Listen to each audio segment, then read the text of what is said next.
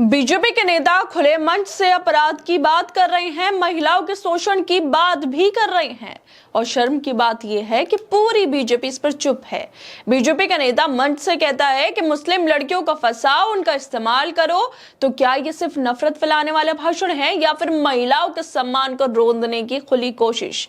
और जब सत्ताधारी पार्टी के नेता ऐसे बयान दे तो क्या कानून और संविधान उनके लिए रुक जाता है? पहले ये लोग सोफिया कुरैशी को ऑपरेशन सिंदूर में देश का मान बढ़ाने वाली महिला को आतंकियों की बहन कह देते हैं और फिर विजय शाह पर कुछ कार्रवाई नहीं होती, वो मंत्री बना रहता है। कर्नाटक में एक मुस्लिम आईएएस अधिकारी को पाकिस्तानी बता देते हैं और अब मंच से महिलाओं के खिलाफ अपराध की बात हो रही है। अब कहां है यूपी पुलिस? कहां है वो योगी आदित्यनाथ जो मंच से कहते हैं अगर किसी ने महिलाओं को परेशान किया तो उसे सजा भुगतनी पड़ेगी? आज जब उनकी ही पार्टी का नेता मुस्लिम महिलाओं के खिलाफ खुलेआम मंच से शोषण और अपमान की बात कर रहा है तो सब चुप हैं। क्या कानून सिर्फ आम लोगों के लिए है और बीजेपी के नेताओं के लिए नहीं है? क्या योगी जी इसलिए खामोश हैं क्योंकि घटिया बयान देने वाला उनकी ही पार्टी से जुड़ा है?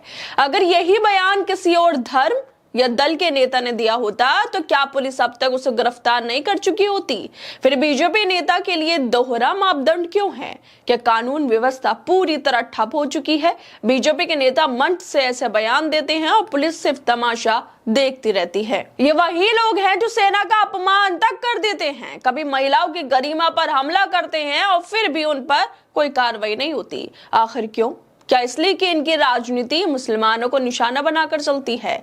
जब सेना का अपमान करने वालों को सजा नहीं मिलती तो मुसलमानों के खिलाफ जहर उगलने वालों पर कैसे कार्रवाई होगी? सच तो ये है कि इन पर सजा नहीं बल्कि इनाम मिलता है। पार्टी में बड़ा पद और ज्यादा ताकत, यही है बीजेपी की नीति और नियत। जरा सोचिए, जब ऐसे बयान दुनिया में सुनाई देते होंगे तो भारत की कैसी छवि बनती होगी? नरेंद्र मोदी की पार्टी के नेता मंच से महिलाओं के शोषण और धर्म के नाम पर हिंसा की बात कर रहे हैं। क्या विदेशी नेता इस पर हंसते नहीं होंगे? क्या वो नहीं सोचते होंगे जब पूरी दुनिया अपने देश को आगे बढ़ाने में लगी है तो भारत अब भी मुसलमानों से नफरत करने की राजनीति में फंसा हुआ है? आखिर कब तक हम इस नफरत की राजनीति को देशभक्ति का नाम देते रहेंगे? कब तक कानून नेताओं की जेब में रहेगा? दरअसल उत्तर प्रदेश के सिद्धार्थनगर जिले से बेहद शर्मनाक मामला सामने आया। बीजेपी के पूर्व विधायक और हिंदू युवा वाहिनी के प्रदेश प्रभारी राघवेंद्र प्रताप सिंह का एक वीडियो सोशल मीडिया पर तेजी से वायरल हो रहा है, जिसमें वो खुले मंच से समुदाय विशेष के लिए यानी कि मुसलमानों के खिलाफ नफरत भरा भाषण देते नजर आ रहे हैं। इस भाषण में उन्होंने हिंदू युवकों से अपील की कि वो हर 2 हिंदू लड़कियों के बदले 10 मुस्लिम लड़कियों को फंसाए। इतना ही नहीं, उन्होंने यहाँ तक कह दिया जैसा भी होगा, जो ऐसा करेगा उसके खाने पीने और नौकरी का इंतजाम वो खुद करेंगे। सोचिए, ये बात कोई साधारण व्यक्ति नहीं कर रहा बल्कि एक पूर्व विधायक, एक जिम्मेदार पद पर रहा व्यक्ति खुलेआम कर रहा है। अब सवाल यह है कि क्या ये सिर्फ बयान है या फिर मंच से अपराध करने की खुली कोशिश है? महिलाओं के अपहरण और शोषण के लिए उकसाना सीधा सीधा आपराधिक कृत्य है। किसी धर्म या समुदाय की महिलाओं को निशाना बनाना न सिर्फ समाज के ताने बाने को तोड़ता है बल्कि महिलाओं की गरिमा पर सीधा हमला है। किस तरह की भाषा और मानसिकता किसी सभ्य समाज में बर्दाश्त की जा सकती है? इस पूरे मामले में सबसे ज्यादा हैरानी की बात यह है कि बीजेपी और उसके शीर्ष नेता इस पर पूरी तरह चुप हैं। ना किसी ने निंदा की, ना किसी ने कार्रवाई की बात कही। आखिर क्यों? जब मंच से इस तरह का अपराध हो रहा है, जब महिलाएं खुलेआम अपमानित की जा रही हैं, तब पार्टी की चुप्पी क्या इस अपराध में मौन सहमति नहीं है? क्या ये चुप्पी बताती है कि कानून व्यवस्था पूरी तरह ठप हो चुकी है? बीजेपी हमेशा देशभक्ति और सेना के सम्मान की बात तो जरूर करती है, लेकिन क्या आपने देखा नहीं कई बार इनके नेता सेना का भी अपमान कर चुके हैं?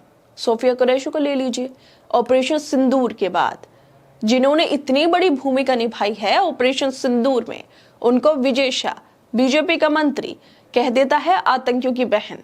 उसके बाद कोई कार्रवाई नहीं होती, उसको बर्खास्त नहीं किया जाता, वो पद पर बैठा रहता है। इसके बाद कर्नाटक के BJP MLC N Ravi Kumar ने कलबुर्गी की डिप्टी कमिश्नर और आईएएस अधिकारी फौजिया तरन्नुम को पाकिस्तानी बता दिया था। कलबुर्गी की डिप्टी कमिश्नर के बारे में रवि कुमार ने कहा था, पता नहीं ये मैडम पाकिस्तान से आई हैं, ये भारत की आईएएस अधिकारी हैं। इसके बाद वहां बैठे लोग तालियां पीटने लगते हैं। और फिर ये कहते हैं बीजेपी के एमएलसी, आपकी तालियां देखकर ऐसा लग रहा है कि ये जो मैडम है पाकिस्तान से आई हैं।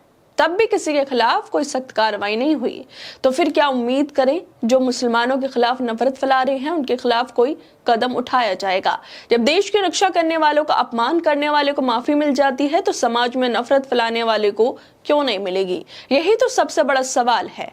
और जिस तरह से अब ये बीजेपी के जो ये नेता है इसका बयान सामने आया है, उसको लेकर जाने माने वकील प्रशांत भूषण लिखते हैं कि बीजेपी के एक नेता ने हिंदू युवाओं से कहा वो मुस्लिम लड़कियों को किडनैप करे और इसके बदले में नौकरी और सुरक्षा देने का वादा किया। अपहरण करने के लिए उकसाना अपने आप में एक गंभीर अपराध है, तो फिर इस गुंडे को अब तक गिरफ्तार क्यों नहीं किया गया यूपी पुलिस? क्या महिलाओं की गरिमा सिर्फ भाषणों में दिखाने की चीज है? यूपी पुलिस जो हर छोटी बात पर कार्रवाई का दावा करती है अब कहां गायब है? कहने को तो ये लोग सबका साथ सबके विकास की बात भी करते हैं, लेकिन जब बात मुसलमानों की आती है तो वही नेता नफरत के एजेंडे पर उतर आते हैं। इनकी राजनीति मुसलमानों को नीचे दिखाने पर टिकी है। ऐसे नेताओं पर पार्टी कार्रवाई नहीं करती बल्कि पार्टी में बड़ा पद जरूर देती है। ये सिर्फ एक बयान नहीं बल्कि समाज को बांटने और महिलाओं के खिलाफ अपराध को बढ़ावा देने का प्रयास है। सवाल यह है कब तक हम ऐसे बयानों को राजनीति का हिस्सा मानकर अनदेखा करते रहेंगे? कब तक कानून कुछ लोगों के लिए अलग और कुछ लोगों के लिए अलग रहेगा?